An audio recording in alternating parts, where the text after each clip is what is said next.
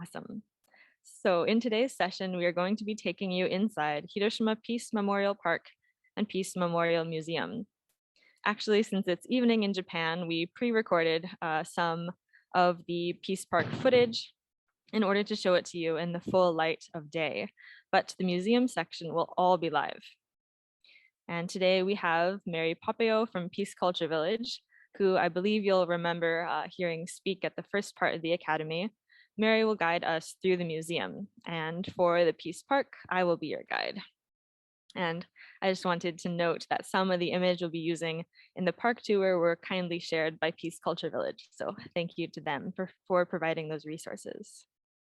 Similar to the program structure yesterday, first we'll have about 90 minutes for the tour, and then hopefully, if time allows, we'll have about 30 minutes towards the end for breakout rooms where we can all share our thoughts and reflect together. Again, if time allows, there'll be a couple opportunities for questions during the tour, and one we'll definitely take a lot of time for towards the end of the tour. So please, as you listen, if you have any questions, feel free to put them in the chat and send them to the general chat so that we can all see them, and we will try to get those questions answered. Okay, so let's begin the tour. We'll start by introducing you to a few spots in Peace Park, and I have Rika here, who's my technological backup. So Rika, please share the screen.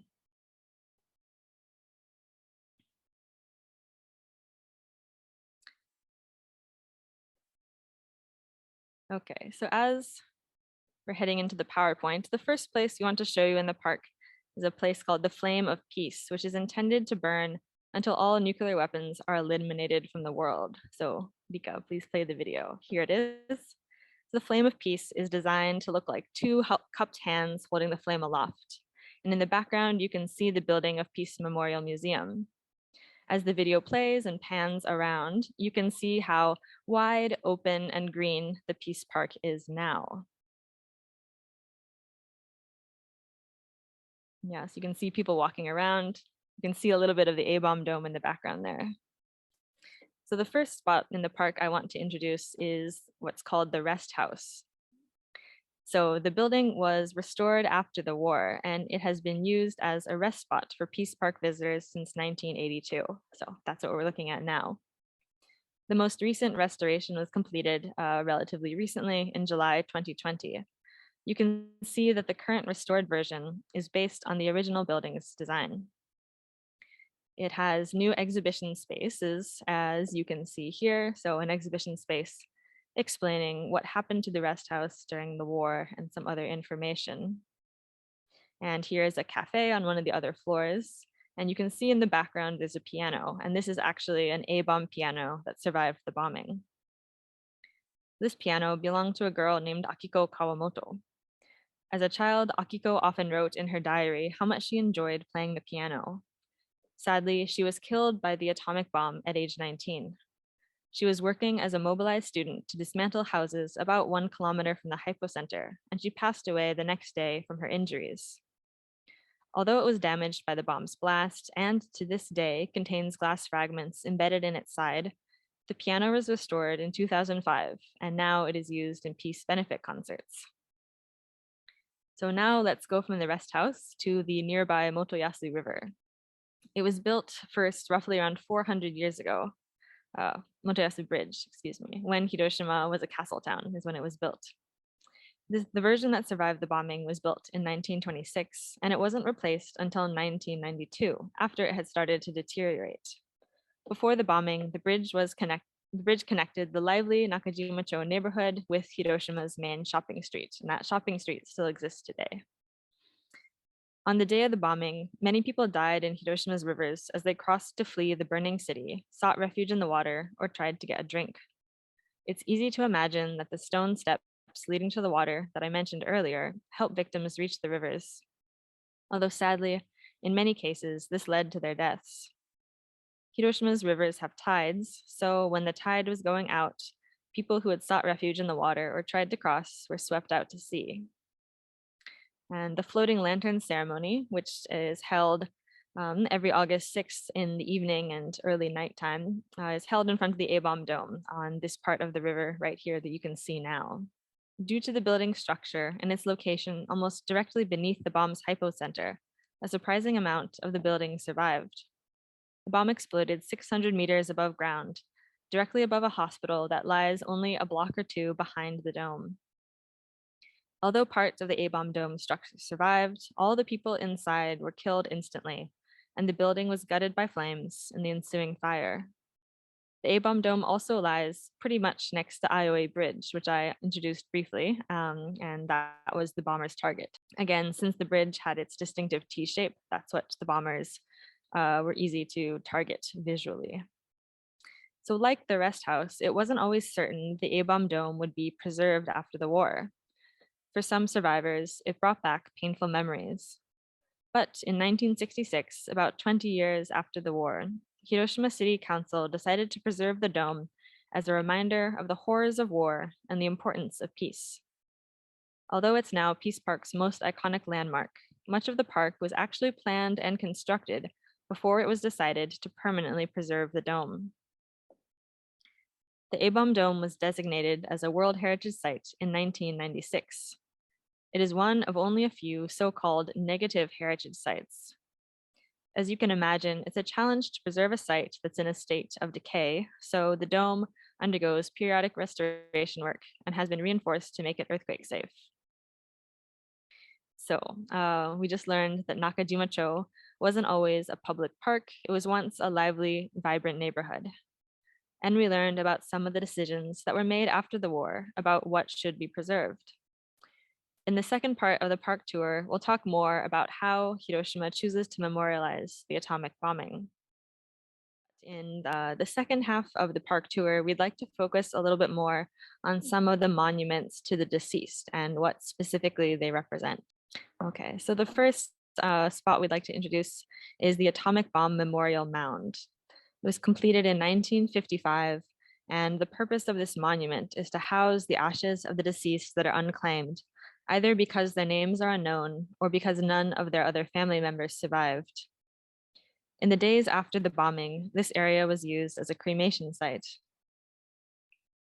The ashes from that cremation site were kept in a temporary memorial here until the mound was completed 10 years later. The mound, the inside of which is accessible by a door on the north side, which you can see here, contains the ashes of roughly 70,000 victims, including those brought from other cremation sites. Among those, the names of about 2,400 individuals were known, but their remains were still unclaimed for whatever reason. So those individuals' remains were put in 2,400 individual containers, or I guess the ashes, and those were placed in the vault in 1955. Of these 2,400, about 800 still remain unclaimed today. And there was a list of names. Thank you, Rika. So a little bit earlier in the video, you saw a list of names that's posted near to the mound, and that is the names of people whose remains have been identified and are awaiting someone to claim them. And each year on August 6th, there's an interfaith memorial service that is held in front of the mound for the souls of the victims.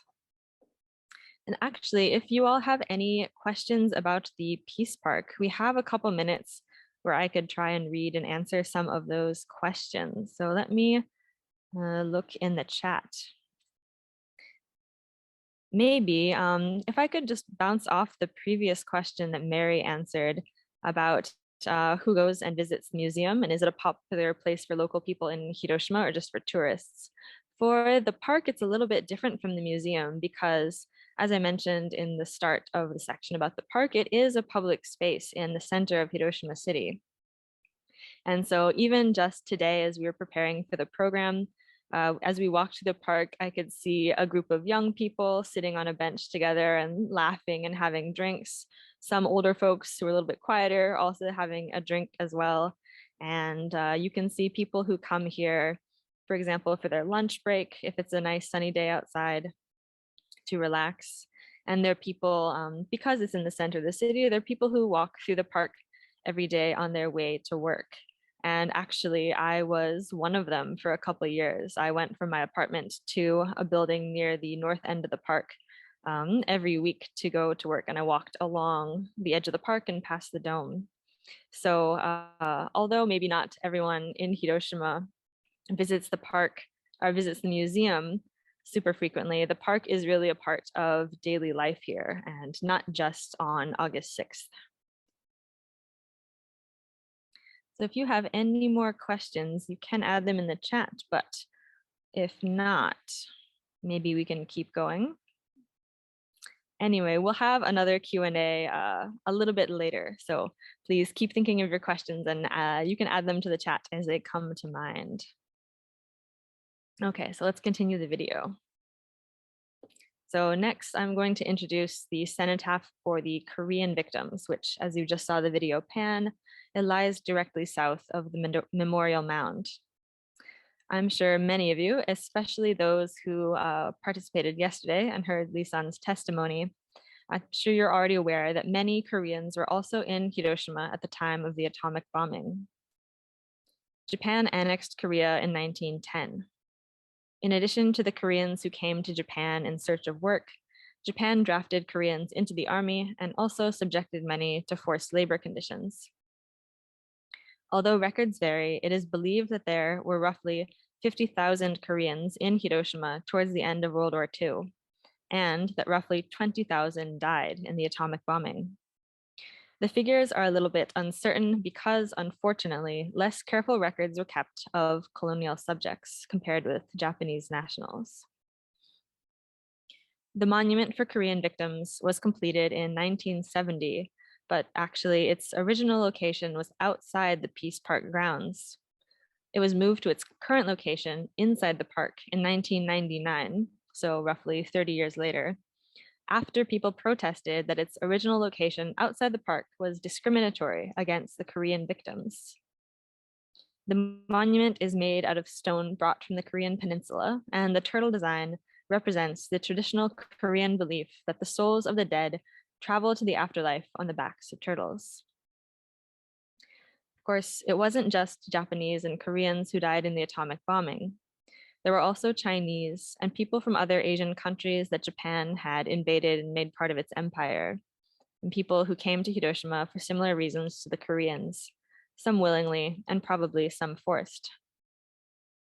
There were even a dozen or so American prisoners of war in Hiroshima at the time of the atomic bombing, and many of them died in the bombing. And if you've read John Hershey's Hiroshima, you'll know there were some German missionaries who were exposed to the bomb as well. So on a more personal note, when I first learned about the atomic bombing of Hiroshima in school, I wasn't aware that people with so many different backgrounds were exposed to the bomb. And maybe some of you had a similar education. But the true diversity of the victims brings to mind a term often used to describe nuclear weapons, and a term I heard Mary use earlier, that nuclear weapons are indiscriminate killers. Of course, as we've learned through studying nuclear victims in Japan and around the world, how survivors are treated or were treated and how they view their experiences as hibakusha is often affected by other parts of their identity as well. So we have one final spot to introduce you to in the park, but we're going to do that properly live, and probably you can see the little Zoom square that says Peace Park Live. So while I run over there, I'll pass the baton back to Mary in the museum, who is going to explain some more about Hiroshima's reconstruction and the city's advocacy for peace. So back to you, Mary. Okay, hello again, everyone. I hope you can all hear me okay. I'm now here live in the Peace Park, right next to the Cenotaph for the A-bomb victims. The Cenotaph is one of the Peace Park's central monuments alongside the A-bomb dome. And the Cenotaph was designed by prize-winning architect Kenzo Tange. And it was actually also one of the first monuments that was built in the park, and it was installed here in 1952. And the architect, he also designed the building for the museum, which, although you can't see it, is right in front of me. And the museum lies directly to the south, and the A-bomb dome lies to the north of the Cenotaph. And actually, although I think the angle you're seeing from right now is a little bit different. But when you stand right in front of the cenotaph, you can see directly through its arch to the A-bomb dome. And on the subject of the arch, the architect or the designer intended this arch shape to represent a shelter for the souls of the victims. And underneath the arch, perhaps you can see it lit up here, there is a stone vault. And inside this stone vault are a number of books. And in these books are written the names of all the victims of the atomic bombing. And this is regardless of nationality or their time of death. And actually, every year, more and more names are added to these books. That's because even now, sometimes the identities of new victims are still being discovered, or this number also includes any hibakusha who have passed away during the previous year.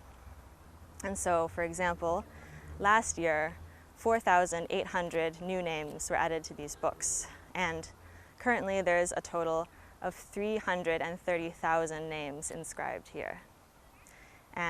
But that's not the full extent of the victims. As I spoke about earlier, there were many who were never identified.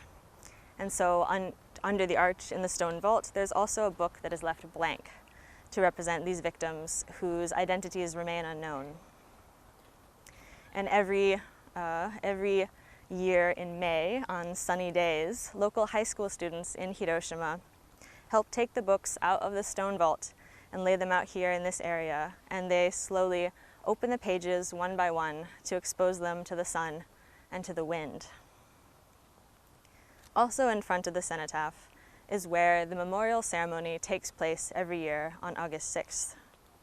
The ceremony starts at around 8 a.m. in the morning, which is, as you know, about 15 minutes before the time the bomb exploded. And the full ceremony runs for about 45 or 50 minutes. And it includes speeches from the mayor of Hiroshima, the governor of Hiroshima City, the governor of Hiroshima Prefecture, and also the Prime Minister of Japan every year. And although you can't see it, but also facing me between the cenotaph and the museum, there's a wide open grassy space where before the memorial ceremony, chairs and a covered awning is set up for memorial ceremony attendees. And some of these attendees include visiting dignitaries and also, of course, hibakusha. But more than the attendees who just get a seat, actually tens of thousands of people gather in Hiroshima every year on and around August 6th to remember the victims and to pray for peace. And that remembrance takes form at many events during the day, including the ceremony that I just spoke about, and also at the floating lantern ceremony that takes place on the evening of August 6th that I showed a photo of earlier in this session. And in addition to that, there are many other events and exhibitions in the park and around the city around August 6th. And part of what happens on August 6th is that throughout the day there's a long line of people who line up in front of the cenotaph and going back towards the museum, and they line up to lay flowers and pay their respects to all the victims of the atomic bomb. And this has particular significance for some, because for some who lost loved ones in the atomic bombing, who, as I've discussed earlier, if their remains were never found, then this cenotaph is the only sort of grave that their loved ones have to come and visit and bring flowers and pay their respects to the deceased. So for many people in Hiroshima, many people with connections to hibakusha, this cenotaph is so much more than just a monument in the Peace Park. So on the stone vault that lies under the arch, there's written a phrase, and in English it goes, "Let all the souls here rest in peace, for we shall not repeat the evil." And this phrase was written by a professor of English literature at Hiroshima University named Tadayoshi Saika. And Professor Saika wrote both the Japanese original, which is what's written on the vault, and also the official English translation, which is what I just told you. And so when you hear this phrase, maybe you notice that the wording is a little bit ambiguous. And this is sort of a characteristic of the Japanese language in general. But in this case, it's also very intentional. And Professor Saika reportedly explained that he wanted the ambiguous wording to memorialize and commemorate the victims without politicizing the issue of the atomic bombing. For example, the we, the vague subject of the sentence, he said the we is supposed to represent all of humanity, not just, say, Americans or not just Japanese, and that the evil is supposed to represent the evil of war, not necessarily specifically the atomic bombing of Hiroshima. But there's no reason why you have to just be told what this phrase means. I'm sure these words mean different things for each person, so of course you are more than welcome to think of whatever meaning they particularly hold for you. So I'd like to close with just a few final thoughts about the Peace Park in general, and actually these don't come from me, they come from Nao, who, as you know, is another organizer of this program, and she was born and raised in Hiroshima. So when you come to the Peace Park, often you can see people standing quietly in front of the various monuments, or maybe they're standing in a particular location that's not marked, but maybe it was the place where their house once stood. Perhaps they're here imagining the life they used to have, or the family members that they haven't seen since August 6th. And if you talk to them, maybe they'll tell you about the lively, vibrant neighborhood that Nakajima-cho was, and about what their life was like here. However, on the other hand, there are some hibakusha and others who never visit the Peace Park. And they do so because they know that immediately after and in the days and weeks following the atomic bombing, this whole area was covered in the bodies of the dead and their scattered possessions. Both literally and figuratively, the park we're standing in now was built on top of that destruction. And maybe you can see the smooth stone tiles that are now on the ground here, but underneath those tiles, perhaps the earth still carries the memory of what happened here. And so if you visit the Peace Park, you can imagine it. Okay, so that's the end of my explanation. But now, since we're here, although we are connected online, let's please take a few moments of silence in front of the Cenotaph to remember all the victims of the atomic bombing of Hiroshima.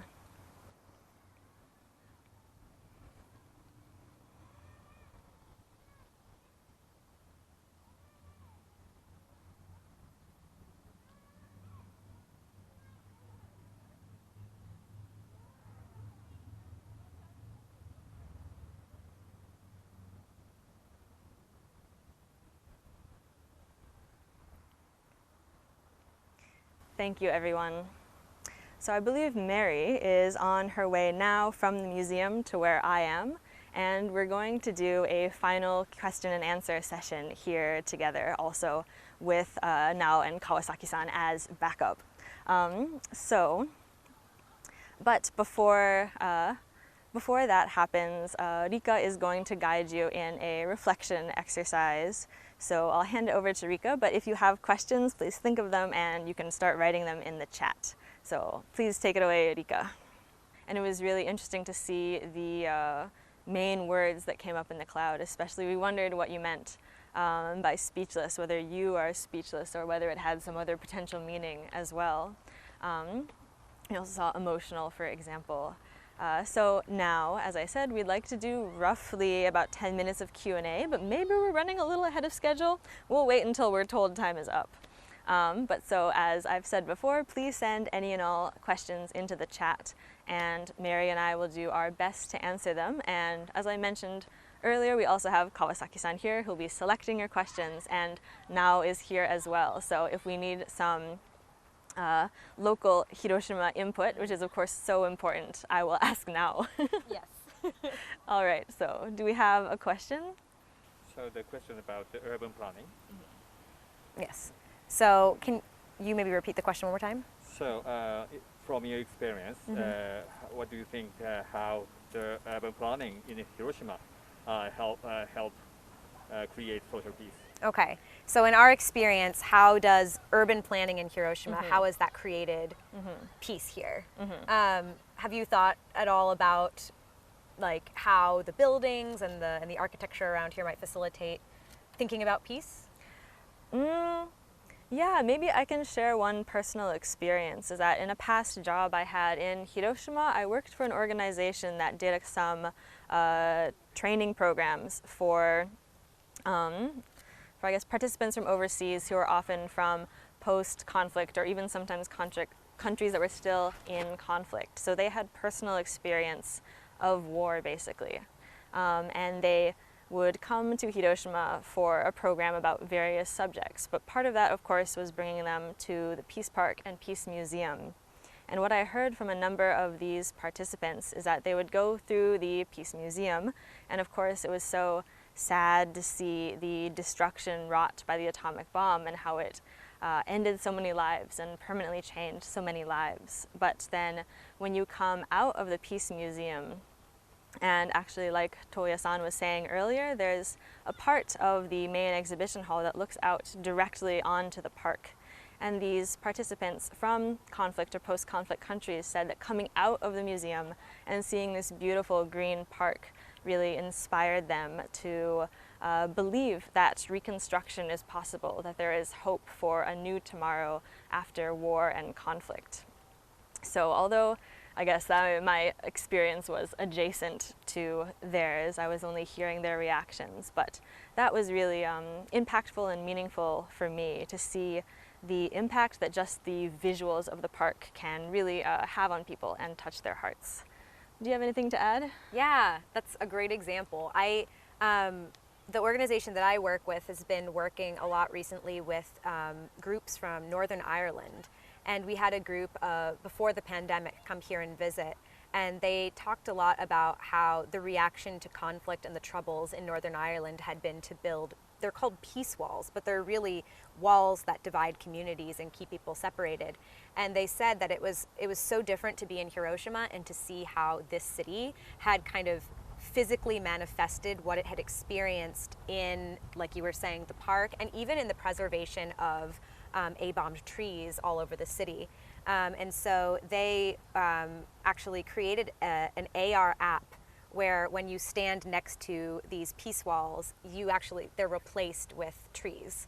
And so I think, like Annalise was saying, a lot of people from many different parts of the world come to Hiroshima and really feel the power of what happened here. And also, we were talking about that message of resilience and hope at the end, feel that through the architecture and through the buildings in the city. Great question. One very interesting question. What would you imagine preview Hiroshima in 50 years in terms of peace building? And what kind of changes may happen? I love this question. Okay, so the question is, what do you imagine when you think about Hiroshima in 50 years and how peace building efforts might change? So do you mind if I take, so yeah, I think about this all the time. As I said before, I work with young people who are doing extremely inspiring work here in Hiroshima. I think when I think of 50 years, there won't be any more survivors with us in 50 years. So that is one really sobering fact that I think everyone in Hiroshima is aware of. And right now there are so many efforts, especially using technology, for example, AR and VR technology, hologram technology, to preserve the stories of the survivors so that young people can continue to hear and connect with survivors in the future. But when I imagine Hiroshima in 50 years, I imagine a city where people come to experience innovation in peace building, but also in peaceful enterprises and social enterprises. The young people here are doing so many interesting things, and I really hope that someday when you all finally come here, we can introduce you to some of the incredible youth. Well, you've already met many of them, but more of them. What about you, Annalise? I actually thought this is a good chance to ask Nao her opinion as a Hiroshima native, what she sees her hometown becoming in 50 years. Can I get in there? Come on. Hi again. So Yeah, I'll Do interpret. you wanna? Do you wanna? なんか実はあまり考えたことがないかもしれない。 So actually, she hasn't really thought about this much yet. Living in Hiroshima をなんかいつも過去のことばかり言われる気がして、未来のことを考えることはとてもなんかなぜか新しいような感じがする。So in Hiroshima, often we and I guess the institutions here are so focused on what happened in the past that being asked what is the future looking like is actually sort of like a shocking and refreshing question. でも広島にいるとやっぱりまだ足りないというか、もっとこうなったらいいなと思うその平和についてのことってたくさんあって、例えば今まで広島はなんかスピークアウトするばっかりだったけど、何人かの被爆者の人たちは私たちはもっと世界中の声を聞いて、それを受け止めて、それをまた伝えるような発信地になるべきだという人もいて、そういう機能がもっと持てれたらと思う。Yeah, but also even in present day, Hiroshima now thinks there are many things in terms of its peace message and peace activities that can still be improved. Like for example, Hiroshima and its people and institutions often are saying, here's the message from Hiroshima, and they're so focused on telling their stories, which is of course so important, but also now hopes that in the future, well not just now, others as well, Hiroshima can become a place that is also great at listening and hearing the stories of others, other nuclear victims or other victims of war and conflict. So it can be a place of listening and healing together. 広島の人だけがなんか話すことじゃなくて、今日2人が話してくれてるみたいに、誰でもそういうなんか広島からのなんか平和なこととか、核兵器はいけないということとか、人間の視点に立つっていうことがもっと広まっていけばいいなと思います。広島の人間として as a Hiroshima person. So also, as of course we've seen throughout this program, you don't necessarily need to be from Hiroshima, from Nagasaki, from wherever, in order to speak about the importance of nuclear abolition and about the horrors that would happen if a nuclear weapon is used and the horrors that are inherent in this industry. So as I guess we're speaking about it, and there are many others, and also all of you, I know so many of you have spoken so passionately and so eloquently about this issue, even though it may not necessarily have affected yourself, your community, or yeah, your family, for example. Here's a related question. So one of the participants is curious whether the museum features exhibitions on other weapons of mass destruction. For example, the aftermath of the chemical weapons, for example. I don't believe so. Repeat the question? Oh, yes. So thank you. The question was, thank you so much, Nao. The question was, does the Hiroshima Peace Memorial Museum also talk not only about nuclear weapons, but also other weapons of mass destruction, such as chemical weapons and biological weapons? I don't think so. I'm pretty sure that this museum focuses very specifically on the experience and the topic of nuclear weapons in Hiroshima. Yeah. That's my understanding as well. You've been in the museum a lot more than I have recently.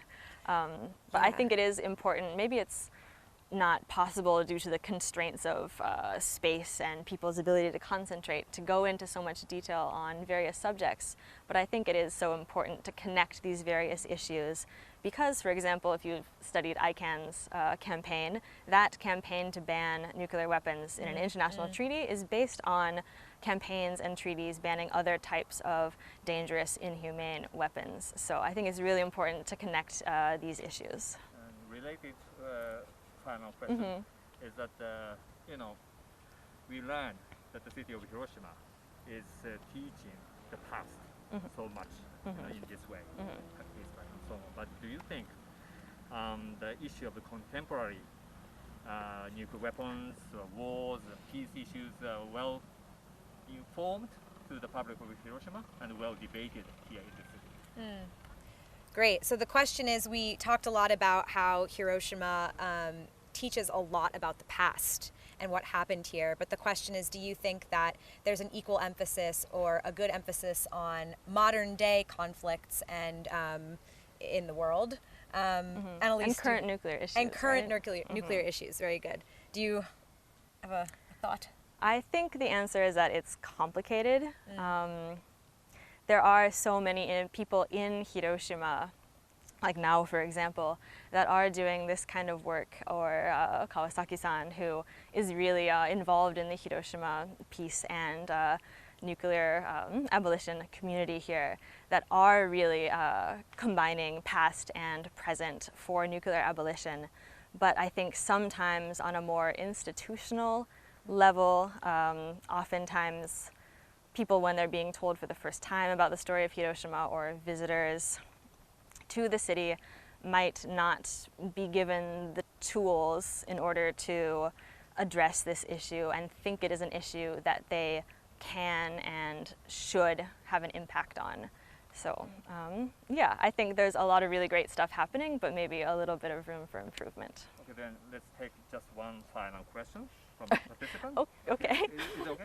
A very important question. Okay. What is your personal view on how Hiroshima will influence current decisions about the use of nuclear bombs? Okay, the question is, what do you think is the role of Hiroshima in maybe swaying opinion on future uses of nuclear weapons? I think the current In Ukraine. In maybe. Ukraine, the the current situation. Your current situation. Okay. Including- Well, I mean, I hope it does. I mean, I think what is happening in Ukraine, I think we talked a little bit earlier about people visiting Hiroshima maybe not having the tools to process other conflicts, but I personally feel that this conflict in Ukraine is very much being felt by people here in Hiroshima. There have been many, many demonstrations in front of the atomic bomb dome. The young people I'm working with are mobilizing to do charity concerts and raising money, thinking about how we can welcome Ukrainian refugees when they come to this country. I think the city of Hiroshima very much feels and is concerned and is putting out the message of what they think about this conflict. Will that be heard by people in power who are deciding what to do with nuclear weapons? I don't know. What do you have a thought about this? Yeah, I think for me, this question sort of comes back to the words that are written on the Cenotaph, that we shall not repeat the evil, and the writer of those words intended it to be the evil of war, not just the evil of nuclear weapons. So current events, such as in Ukraine, where Russia might be threatening to use, all the options available, or threatening a nuclear attack. Of course, that brings debate about and discussion about nuclear weapons back into the news. But we saw this, for example, a couple of years ago when former President Trump and Kim Jong-un were having their war of words and threatening to nuke each other, or the missile attack, the mistaken false warning missile attack on Hawaii, for example, suddenly brought nuclear weapons back into the public conscious where there might not have been before.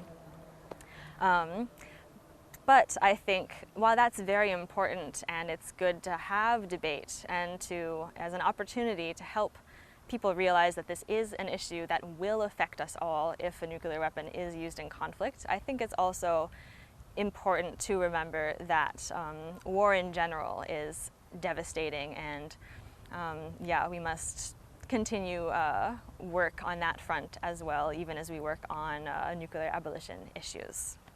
So that's the end of the Q&A. Thank you all for your questions. Yeah, they were really wonderful questions, and it's okay.